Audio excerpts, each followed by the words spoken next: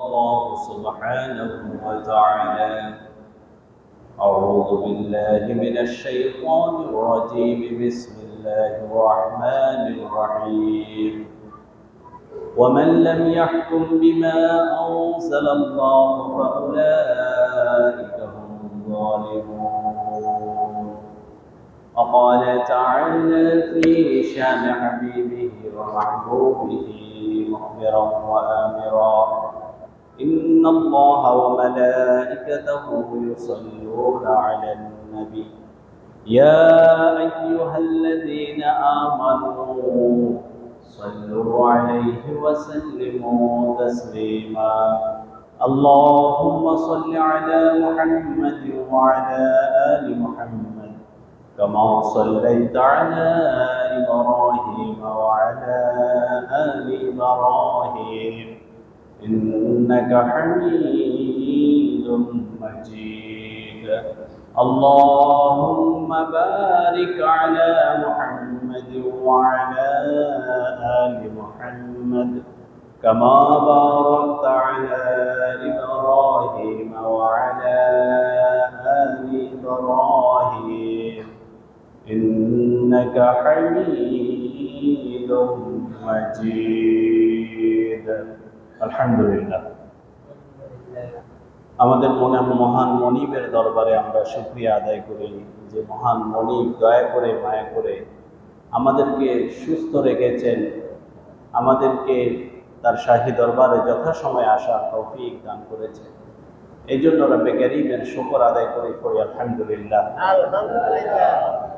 প্যারাহা করি আমরা ধারাবাহিকভাবে নবী করিম সাল্লাল্লাহু আলাইহি সাল্লামের জীবনের কোন দিক নিয়ে আমরা আলোচনা শুনছিলাম। আল্লাহ সুবহানাহু ওয়া তাআলা এমন এক সময়ে বিশ্বনবী সাল্লাল্লাহু আলাইহি ওয়াসাল্লামকে পৃথিবীতে প্রেরণ করেছিলেন যেই সময়ে পৃথিবীতে কোনো বিচার ব্যবস্থা ছিল না, সামষ্টিক কোনো বিচার ব্যবস্থা ছিল না, গোত্রীয় শাসন সেই সমাজে প্রচলিত ছিল। গোত্র বিভিন্ন গোত্রে উপগোত্রে বিভক্ত ছিল জাজিরাতুল আরবের ওই ভূখণ্ডের লোকজন। সেখানে গোত্রের প্রধান যে আইন প্রণয়ন করতেন ওই আইনটা ওই গোত্রের জন্য বলবৎ থাকত, অন্য গোত্রের জন্য তাদের গোত্রীয় প্রধান যে আইন করতেন ওই গোত্রের জন্য ওই আইনটাই প্রযোজ্য ছিল। সার্বিকভাবে গোটা দেশের জন্য একটা অভিন্ন আইন, অভিন্ন বিচার ব্যবস্থা ওই সমাজে ছিল না। বাহ্যিকভাবে পশু পাখির লালন পালন, বিচরণ, মাঠ ব্যবহার করা, এই ক্ষেত্রে কিছু অভিন্ন আইন থাকলেও ক্ষেত্র বিশেষে এই আইনের প্রয়োগ ছিল না। সাথে সাথে বিভিন্ন যুদ্ধ বিগ্রহ যখন লাগতো তখন কোনো আইনই কার্যকর থাকতো না, তখন সবকিছু বেআইনিভাবে চলত, কেউ কারো কথা শুনতো না। দেখা যেত যে একটা গোত্রের সাথে আরেকটা গোত্রের যদি সামান্য কিছু নিয়ে ঝগড়া লেগে যেত, যুদ্ধ বেঁধে যেত, এইভাবে দেখা যেত যে দুই পক্ষের সকল পুরুষ নিহত হয়ে যেত, ওই পুরুষ আর থাকতো না। মহিলাদেরকে বিজিত পক্ষ, বিজয়ী পক্ষ পরাজিত পক্ষের মহিলাদেরকে দাসী হিসেবে তারা ব্যবহার করত। মুদ্রা কথা হলো ওই সমাজে আসলে প্রকৃত কোনো আইনের শাসন ছিল না, ন্যায় বিচার সুশাসন ছিল না। সেখানে কোনো সাম্যের ভিত্তিতে রাষ্ট্র প্রতিষ্ঠা এবং সেখানে সম অধিকার এইরকম কোনো বিধান ছিল না। সর্বোপরি ওই সমাজকে আমরা আইয়ামে জাহিলিয়াত বলে দাবি করি, বা আমরা ইতিহাস থেকে জানি যে ওই সমাজটা ছিল আইয়ামে জাহিলিয়া বা জাহিলিয়াতের যুগ, অজ্ঞতার যুগ, বর্বরতার যুগ। মৌলিকভাবে কারো কোনো অধিকার ছিল না, কারণ সেখানে কোনো সংবিধান ছিল না। একটা অভিন্ন একটা সংবিধান হওয়া, সকলের যেখানে অধিকার নিশ্চিত হবে, অন্ন বস্ত্র খাদ্য শিক্ষা চিকিৎসা সহ সকল মৌলিক অধিকার সম্বলিত যে কনস্টিটিউশন থাকার কথা, যে সংবিধান থাকার কথা এরকম কোনো সংবিধান সেই সমাজে ছিল না। ওই অন্ধকারাচ্ছন্ন জাতিকে ওইখান থেকে শুরু করে কিয়ামত পর্যন্ত যারা সুপথে পরিচালিত হতে চায়, যারা হেদায়েত চায়, তাদের হেদায়েতের জন্যই আল্লাহ সুবহানাহু ওয়া তাআলা আল্লাহর প্রিয় হাবিব সাইয়্যিদুল মুরসালিন সাইয়্যিদুনা মুহাম্মদুর রাসূলুল্লাহ সাল্লাল্লাহু আলাইহি ওয়াসাল্লামকে এই জমিনে প্রেরণ করেছেন মানব জাতির হেদায়েতের জন্য, মানুষের মৌলিক অধিকার নিশ্চিত করার জন্য, মানুষকে তার মৌলিক অধিকার ফিরিয়ে দেওয়ার জন্য। ওই সমাজে আল্লাহ রসুলকে পাঠিয়েছেন যেই সমাজে জীবন্ত কন্যাকে দাফন করে দেওয়া হতো, নারীদের কোনো অধিকার ছিল না, সম্পত্তিতে যেমন অধিকার ছিল না, সন্তানের সম্পত্তিতেও তো অধিকার ছিল না, স্ত্রী হিসেবে তাদের অধিকার ছিল না, তাদেরকে ভোগ্য সামগ্রী হিসেবে ব্যবহার করা হতো। ওই সমাজে এমন ছিল মাইট ইজ রাইট, জোর যার মুল্লুক তার, গোত্র প্রধান যত বড় অন্যায় করবে তার বিরুদ্ধে কথা বলার কোনো সুযোগ ছিল না। এইরকম একটি সমাজে বিশ্বনবী মুহাম্মদ রাসূলুল্লাহ সাল্লাল্লাহু আলাইহি ওয়াসাল্লাম এসেছেন। পৃথিবীর সর্বশ্রেষ্ঠ গ্রন্থ, পৃথিবীর সর্বশ্রেষ্ঠ কনস্টিটিউশন, পৃথিবীর সর্বশ্রেষ্ঠ সংবিধান আল কোরআন নিয়ে, যার যে কনস্টিটিউশনের ব্যাপারে সূচনা লগ্নেই আল্লাহ সুবহানাহু ওয়া তাআলা দৃঢ়তার সাথে বলে দিলেন, এই কনস্টিটিউশন যিনি লিখেছেন, এই কনস্টিটিউশন যার পক্ষ থেকে এসেছে, তিনি স্পষ্টতই বলে দিয়েছেন আলিফ লাম মিম যালিকাল কিতাবু লা রাইবা ফীহি হুদাল লিল মুত্তাকিন। এটা এমন একটি কিতাব যে কিতাবের মধ্যে কোনো সন্দেহ নাই, সংশোধনীর কোনো প্রয়োজন হবে না। কিয়ামত পর্যন্ত এই কনস্টিটিউশনের মধ্যে কোনো সংযোজন বিয়োজনের প্রয়োজন হবে না। যখন যেই সমাজে যাদেরই প্রয়োজন হবে, তাদের সমস্যা হবে, সমস্যার সমাধানে এই কনস্টিটিউশনই তাদের জন্য যথেষ্ট হবে। কি বলেন, ঠিক কিনা? তাদের জন্য যেই যুগের, যেই সমাজের যেই কোনো সমস্যা নিয়ে যখন এই কনস্টিটিউশনের শরণাপন্ন হবে, সাথে সাথে এই সংবিধান থেকে সে তার সমস্যার সমাধান পেয়ে যাবে। সুবহানাল্লাহ বলবেন না? পৃথিবীতে একমাত্র এই জীবন্ত কিতাব, জীবন্ত মুআজিজা, পৃথিবীর আর কোনো কিতাব এরকম, সকল কিতাব সমসাময়িক যুগের জন্য কার্যকর ছিল, পরবর্তী সিভিলাইজেশনের জন্য, পরবর্তী সভ্যতার জন্য এটা আর কার্যকর ছিল না। একমাত্র কিতাব, যেই কিতাবটা ধর্ম বর্ণ নির্বিশেষে পৃথিবীর সমস্ত মানুষের অধিকার নিশ্চিত করেছে। সুবহানাল্লাহ। এখানে শুধু মুসলমানদের অধিকার নিশ্চিত করেছে বিষয়টা এমন নয়, মুসলিম অমুসলিম নির্বিশেষে পৃথিবীর সমস্ত মানবতার জন্য এই কনস্টিটিউশনটা একটি হেদায়েতের গ্রন্থ হিসেবে, পথ প্রদর্শক হিসেবে কাজ করছে। এই জন্য আরেক জায়গায় আল্লাহ সুবহানাহু ওয়া তাআলা এই কনস্টিটিউশনের ব্যাপারে বলেছেন হুদাল লিন-নাস। হুদাল লিল মুসলিমিন বলা হয় নাই, হুদাল লিল মুমিনিন বলা হয় নাই, বলা হয়েছে হুদাল লিন-নাস। নাস বলতে পৃথিবীর সমস্ত মানুষকে এখানে একত্রিত করা হয়েছে। একেবারে আজকে যে ছেলেটি জন্মগ্রহণ করেছে আর কিয়ামতের আগে যে ছেলেটি জন্মগ্রহণ করবে, সকলের জন্যই এই সংবিধানটি হবে পথ প্রদর্শক, সকল সমস্যার একমাত্র সমাধান। আর সেই সংবিধানকে সামনে রেখে বিশ্বনবী মুহাম্মদ রাসূলুল্লাহ সাল্লাল্লাহু আলাইহি ওয়াসাল্লাম তাঁর দাওয়াতি মিশনকে শুরু করে দিয়েছেন। মক্কার 10টি বছর লোক তৈরি করেছেন এই কনস্টিটিউশনকে, যারা কি করবে, প্রতিষ্ঠিত করবে, এস্টাবলিশড করবে, এমন জনশক্তি তৈরি করেছেন। 10 বছরের জনশক্তি তৈরি করেছেন প্রশিক্ষণের মাধ্যমে, যারা সামি'না ওয়া আতা'না, এমন একটি দল, যেই দলটি শুনবে এবং সাথে সাথে সেটাকে আনুগত্য করবে, আল্লাহর উপরে তারা বিশ্বাস স্থাপন করবে, নবী মুহাম্মদ রাসূলুল্লাহ সাল্লাল্লাহু আলাইহি ওয়াসাল্লামের প্রতি এমন বিশ্বাস তারা স্থাপন করেছে, তারা জীবনের চাইতে বিশ্বনবী সাল্লাল্লাহু আলাইহি ওয়াসাল্লামকে বেশি ভালোবেসেছে। রাসূল করিম সাল্লাল্লাহু আলাইহি ওয়াসাল্লামের প্রত্যেকটা কথাকে পুঙ্খানুপুঙ্খরূপে তারা আমল করেছে। এই কারণে আল্লাহ রাসূল সাল্লাল্লাহু আলাইহি ওয়াসাল্লাম বলেছেন, আস-সাহাবাতু কান-নুজুম, আমার সাহাবীরা হলো আকাশের এক একটা নক্ষত্র। সুবহানাল্লাহ বলেন। আমার সাহাবীরা হলো আকাশের এক একটা নক্ষত্র। তোমাদের মধ্যে যারা তাদের অনুসরণ করবে তারা সুপথ প্রাপ্ত হবে। সুবহানাল্লাহ। তো তারা এইভাবে অনুসরণ করে বিশ্বনবী সাল্লাল্লাহু আলাইহি ওয়াসাল্লামকে ওই সংবিধানটা প্রতিষ্ঠিত করার জন্য তাদেরকে প্রশিক্ষিত করা হয়েছে, তৈরি করা হয়েছে। কারণ হুট করে কোনো আইন যদি জারি করা হয়, সেই আইন ওই সমাজের মানুষের মানতে কষ্ট হবে। কি বলেন, ঠিক কিনা? হুটহাট করে একটা সিদ্ধান্ত যদি দেওয়া হয়, ওই সিদ্ধান্তটা মানাটা একটু কি হয়, কঠিন হয়। কিন্তু ওই আইনগুলোর ব্যাপারে যদি অভ্যস্ত একটা জনশক্তি তৈরি করা যায়, একটা একটা করে আইন, এই কারণে কোরআন আল্লাহ সুবহানাহু ওয়া তাআলা যদিও লাওহে মাহফুজে একসাথে নাজিল করেছেন, কিন্তু পৃথিবীর জমিনে একসাথে কোরআন নাজিল করেন নাই। ধাপে ধাপে কোরআনকে নাজিল করা হয়েছে বিশ্বনবী সাল্লাল্লাহু আলাইহি ওয়াসাল্লামের নবুয়তি জিন্দেগীর 23 বছরে। কি বলেন, ঠিক না? এই 23 বছরে প্রেক্ষাপটকে সামনে রেখে বিভিন্ন সময়ে আল্লাহ সুবহানাহু ওয়া তাআলা যখন যে আয়াত নাজিল করার প্রয়োজন মনে করেছেন, তখন সেই আয়াতটি তিনি নাজিল করেছেন। যখন যেই বিধান দেওয়ার প্রয়োজন মনে করেছেন, তখন সেই বিধানটা তিনি নাজিল করেছেন। সম্মানিত ভাইয়েরা, তাহলে মক্কায় বিশ্বনবী সাল্লাল্লাহু আলাইহি ওয়াসাল্লাম 10 বছরে কি করেছেন? লোক তৈরি করেছেন।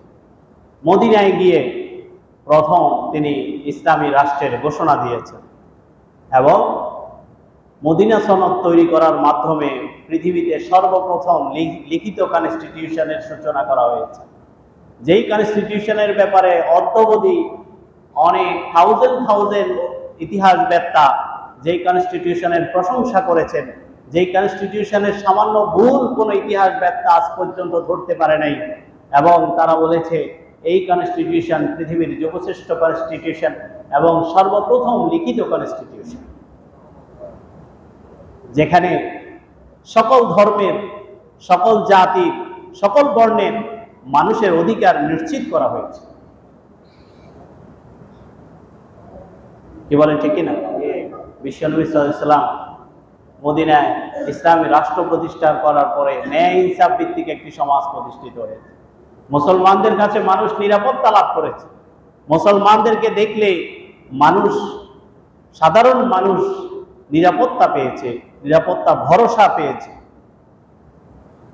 তারা মুসলমানদের দ্বারা নির্যাতিত হন নাই। যুদ্ধের ময়দানেও বিশ্বনবী সাল্লাল্লাহু আলাইহি ওয়াসাল্লাম যুদ্ধের ময়দানেও তিনি সাম্যের গান গেয়েছেন। তিনি সাধারণ ক্ষমা ঘোষণা করেছেন। কি বলেন, ঠিক কিনা? চরম শত্রুতা পোষণ করা সেই মক্কার লোকদেরকে, যেই লোকগুলো বিশ্বনবী সাল্লাল্লাহু আলাইহি ওয়াসাল্লামকে এবং সাহাবা আজমাইনদেরকে ঘর বাড়ি ছাড়া করেছে, তাদের সকল অধিকার থেকে তাদেরকে বঞ্চিত করেছে। যে মক্কার লোকগুলো বিশ্বনবী সাল্লাল্লাহু আলাইহি ওয়াসাল্লামকে মদিনাতেও শান্তিতে থাকতে দেয় নাই, কয়দিন পর পরে যুদ্ধ বাঁধিয়ে দিয়েছে।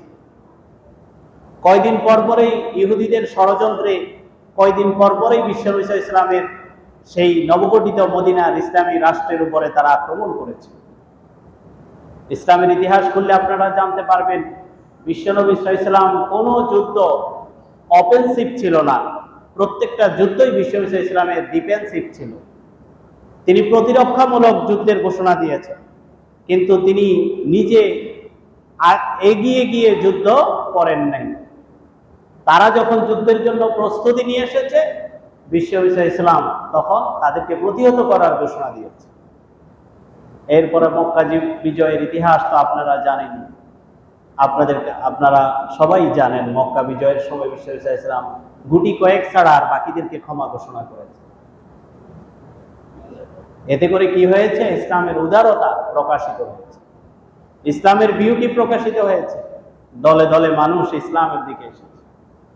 আল্লাহ রাব্বুল আলামিন সেই ঘোষণাই দিয়েছিলেন সূরাতুন নসরের মধ্যে, যা নাসরুল্লাহি ওয়াল ফাত ওয়া রাআইতান নাসা ইয়াদখুলুনা ফি দীনিল্লাহি আফওয়াজা।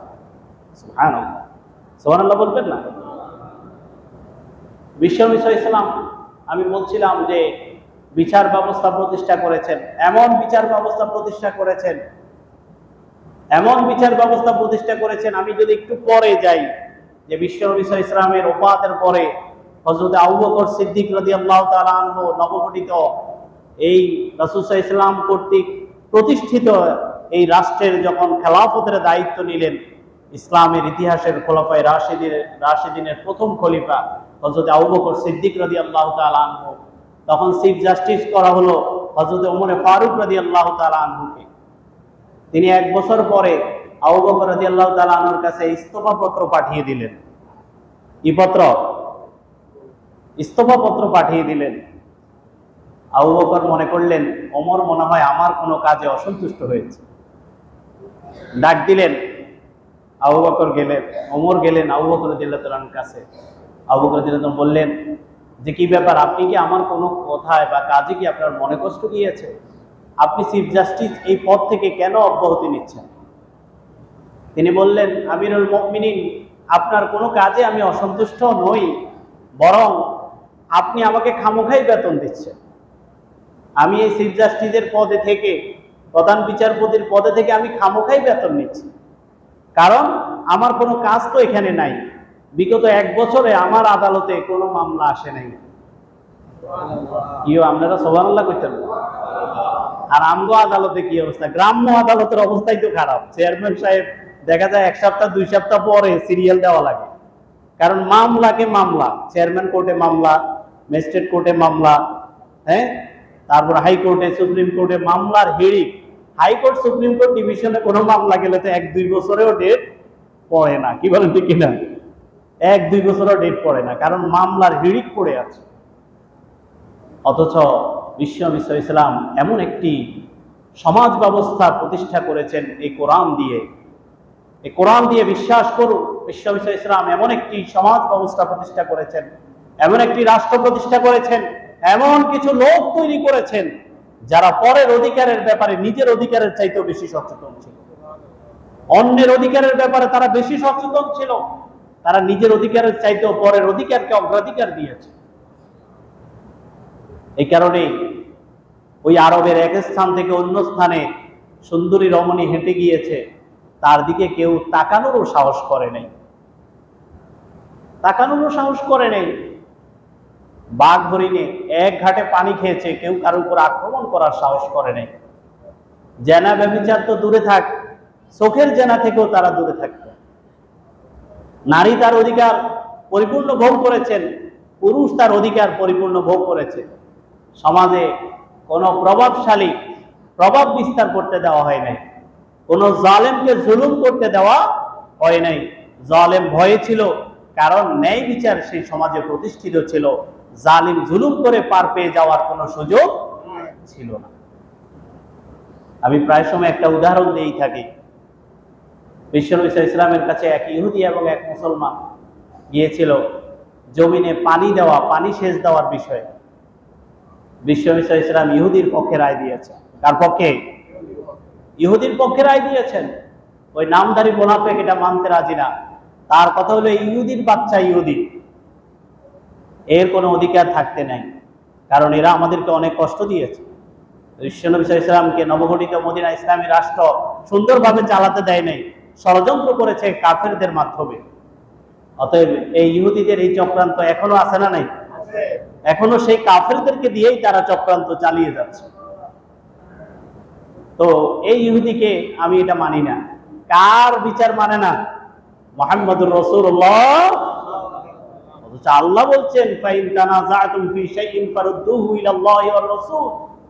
তোমাদের মধ্যে কোনো মতবিরোধ দেখা দিলে তোমরা ফিরে যাও আল্লাহর দিকে এবং রাসূলের দিকে। নির্দেশ কার? আল্লাহর নির্দেশ। সে আল্লাহর নির্দেশ অমান্য করে নামধারী ওই মুনাফিক, সে বলল আমি সানি বিচার করাবো। তো ইহুদিটা বলল, হাইকোর্ট সুপ্রিম কোর্ট বাদ দিয়া তুমি এখন বুঝি জজ কোর্টে বিচার লইতেছ? ঠিক আছে, জজ কোর্টে, আমি হাইকোর্টের রায় লই আছি, তুমি জজ কোর্টে যাইতে চাইলে আমি যাবো, অসুবিধা নেই। কারণ হাইকোর্ট কখনো জজ কোর্টের রায় অমান্য করতে পারবে না। জজ কোর্ট হাইকোর্টের রায় অমান্য করতে পারবে না। এবার কি করলো? সে বললো আমি ওমরের কাছে যেতে চাই। ওই ইহুদি বলল, তুমি যার কাছে খুশি আমাকে নিয়ে যাও, আমি যাব, কোনো অসুবিধা নাই, কারণ পাপ নাই শরীরে ভয় আসেনি। তুমি যার কাছে খুশি আমাকে নিয়ে যাও, আমি সেখানে যাব। নিয়ে যাওয়া হলো ওমরের কাছে, বলা হলো ওমর, ওই ইহুদি বললেন, ওমর এটা কিন্তু দ্বিতীয় বিচার। বলল যে আগে বিচার কে করেছেন? বলল বিশ্বনবী মুহাম্মদুর রাসূলুল্লাহ। তখন উনি জিজ্ঞেস করলেন কি রায় দিয়েছে? ইহুদি বলল তিনি আমার পক্ষে রায় দিয়েছে। তাহলে আমার কাছে কেন এসেছো? বলল যে আমি তো আসতে চাই নাই, আপনার আপনার ধর্মের ভাই আমাকে নিয়ে এসেছে, আপনার ধর্মীয় ভাই আমাকে নিয়ে এসেছে। বললেন যে ঠিক আছে, তাহলে একটু তোমাদেরকে দাঁড়াতে হবে, আমি একটু বাসা থেকে আসি। ওমর বাসা থেকে তরবারি নিয়ে আসলেন। মুসলমান মনে মনে খুশি, এখন ঘটনা ঘটে যাব। কি করলেন ওমর রাদিয়াল্লাহু তাআলা আনহু? এসে তিনি বললেন, যে ব্যক্তি বিশ্বনবী মুহাম্মদুর রাসূলুল্লাহ সাল্লাল্লাহু আলাইহি ওয়াসাল্লামের রায় মানে না, তার ব্যাপারে আমার রায় হলো এটা। আল্লাহু আকবার। মুসলমানটারে দ্বিখণ্ডিত করে দিয়েছে। কারণ যে রসুলের রায় মানবে না সে মুরতাদ, তাকে হত্যা করা ফরজ। যে আল্লাহর রায় মানে না, রসুলের রায় মানে না, সে কখনো মুসলিম হতে পারে না। এইভাবে আমরা ইসলামের বিউটি গুলো দেখেছি। একেবারে কুরাইশ বংশের একটা অনুবংশ ছিল, বনু হাশিম গোত্রের একটা মেয়ে চুরি করেছে। কি করেছে? চুরি করেছে। অত্যন্ত সম্ভ্রান্ত বংশের একটা মেয়ে, এবং সে ছিল অবিবাহিতা। এই মেয়ে চুরি করেছে, চুরি সাব্যস্ত হয়েছে। আল্লাহ রাব্বুল আলামিনের পক্ষ থেকে আয়াত নাজিল হয়েছে, আস-সারিকু ওয়াস-সারিকাতু ফাকতাউ আইদিয়াহুমা জাযাআম বিমা কাসাবা। যে চোর পুরুষ হোক আর মহিলা হোক, উভয়ের হাত কেটে দাও, তারা চুরির মাধ্যমে যা অর্জন করেছে তার শাস্তি স্বরূপ। বিশ্বনবী সাল্লাল্লাহু আলাইহি ওয়াসাল্লাম রায় ঘোষণা করে দিলেন। আল্লাহর পক্ষ থেকে রায় ঘোষণা করা হয়েছে। রায় এসেছে কার পক্ষ থেকে? আল্লাহর পক্ষ থেকে রায় এসেছে। বিশ্বনবী ঘোষণা করে দিলেন।